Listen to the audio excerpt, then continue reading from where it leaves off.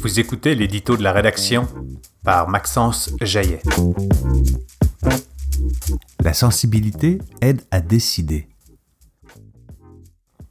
Il est des œuvres qui nous obligent à regarder autrement ce que l'on croyait déjà connaître.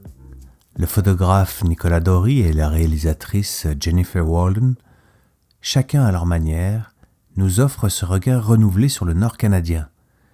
Le premier à travers un recueil de photographies prises au fil des saisons yukonaises, la seconde avec un film tourné dans les paysages majestueux des territoires du Nord-Ouest. Ces deux œuvres ont en commun une chose rare.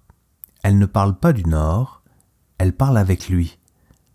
Elles ne cherchent pas à l'apprivoiser ou à le dominer, mais à le raconter, à l'écouter, à hauteur humaine, à hauteur animale, à hauteur de lichen, de roche, de souffle. Il y a dans ces gestes artistiques un contre-pied salutaire à la vision souvent purement utilitaire qu'on projette sur le territoire. Il est un espace de beauté, de mémoire, de guérison, un territoire qui inspire ceux qui s'y attardent.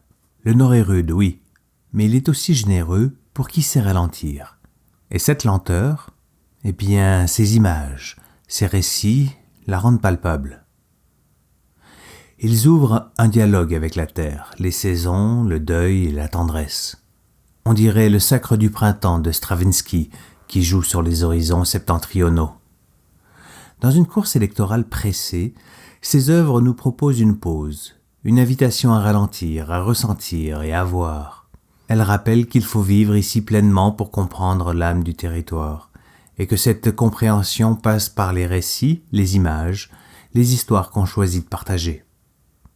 Il n'y aura pas de développement durable sans un regard amoureux sur ce que l'on veut préserver. Cette sensibilité, c'est peut-être là l'acte politique le plus fort.